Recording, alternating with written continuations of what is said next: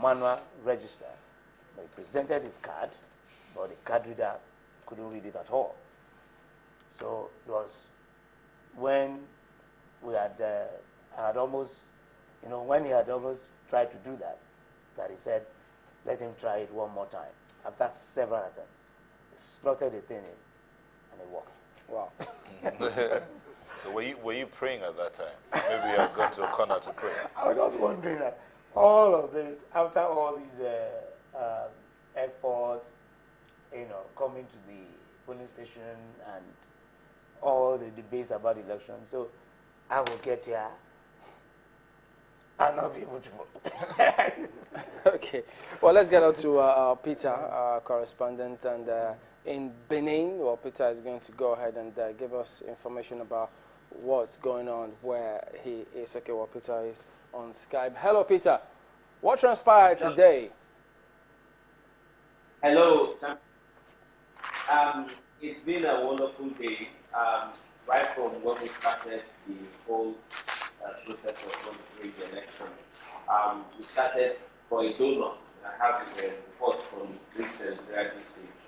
We started from a donut this morning, and as early as 7 a.m., we were out of Auchi, heading towards Owan West local government area, which seemed to be the last point before the last point in the donut before coming back to Auchi.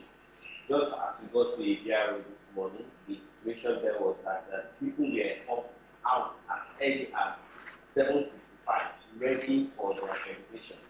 But that was not forthcoming, because even after 4 hours, which that was about 11 p.m., when the card reader was finally brought, they were still unable to use it. The card reader had a picture, some was displaying not dated, not the right thing, the proper date, and so they could not use it. But at Akuze, that same issue was immediately resolved because the INEC center was very close by. But those at Ibiaru and Iyewe could not do that because they could not get a vehicle to carry the card reader back to the INEC center to get that cleared. Then at Oman West local government area, in Sabonida Ora to be precise, and Ime Ora, we had an interesting situation because we were wondering if the INEC people there were actually those that were supposed to carry out this exercise, but we still want to know how to do the thumb print. People were placing the tip of their thumbs instead of their full thumb on the card reader, and so everyone was stranded. Not one person was accredited, so that issue was resolved, and then accreditation started, and everything started moving on smoothly before we left there. Coming back to Auchi, everything was going on perfectly. The people there said they were happy with the whole process, and we headed down to Iyamu, the governor's village. And getting there, we met a situation where out of the 2 police units in that place, one had a card reader and the accreditation was ongoing, and the other one had the same problem that we had noticed at Iyamu and at Ibiaro and Akuse. And they had taken the card reader out, but they couldn't get it back. The INEC EO, the electoral officer, was nowhere to be found, and they waited till about after. We'll try and sort that out. I'm not sure Peter can completely get that communication going back and forth, but let's see if we could allow the viewers to also see part of the images that Peter got in Benin with counting on the day. 74, 75, 76, 77, 78, 79, 80, 81, 82, 83, 84, 85, 86, 87, 22, 22.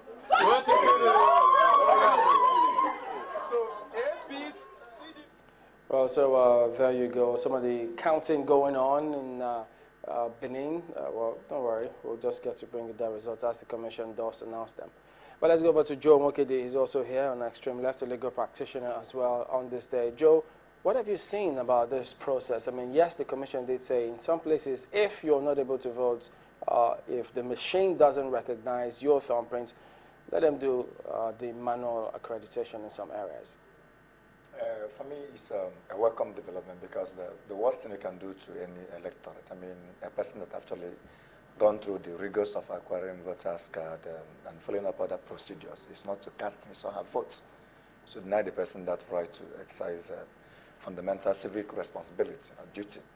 So the steps taken to INEC to provide a plan B to this anomaly that we just witnessed today, it's a commendable one because people must exercise their rights. They must determine who governs them in the next 4 years in Nigeria. And if you deny any man that right, you've done him the greatest wrong. But does it also, do you take into cognizance the fact that INEC is also doing their best to ensure they don't compromise the integrity of the elections? That's why they have so much of those layers to ensure that all goes well with the integrity.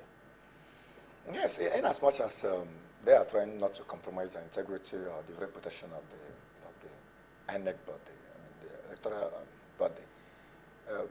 They should as well be careful not to infringe on people's rights.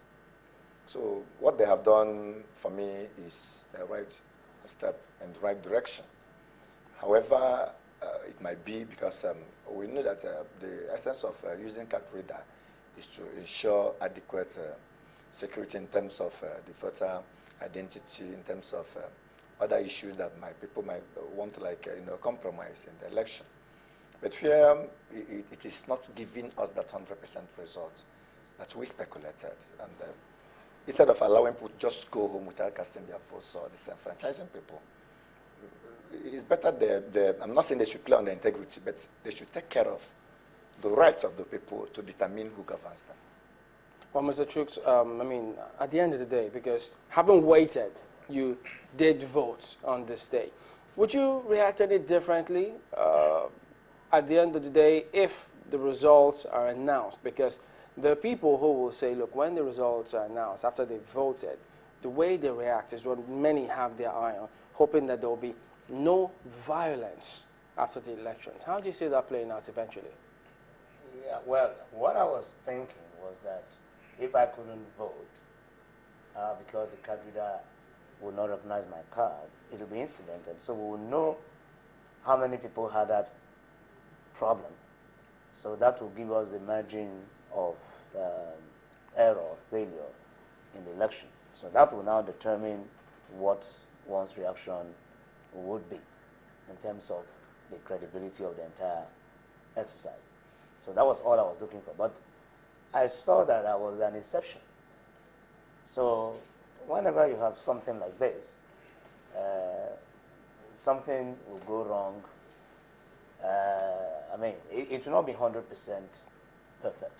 So I had already resigned myself to say, well, I mean, if I couldn't vote, but at least I've had the experience. I know that, this is what has happened. So that was why I wanted the young man to incident it. That was just all. You talked about margin of error.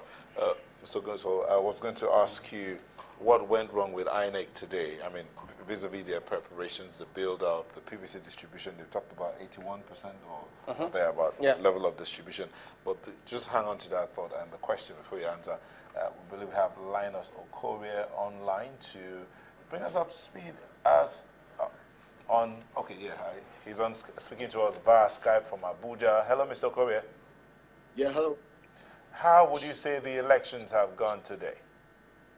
Yeah, in my own thinking, the election went well in terms of the peaceful conduct of the election where I was and a couple of other areas that I've heard about. But I have a little bit of concerns, a few concerns about a few things.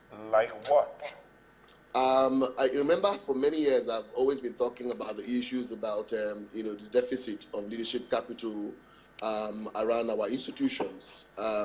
You realize that, for instance, what happened this morning was that where I went to vote, immediately I came in and I was waiting for the INEC staff to arrive, and most of them didn't arrive until after a while. And then when they came in, they were a little bit confused, as if they have not been trained, so I had to actually study the environment, and then I had to start, giving advice to some of the young people, the core members, and they actually then now took leadership of the entire process. So my thinking is that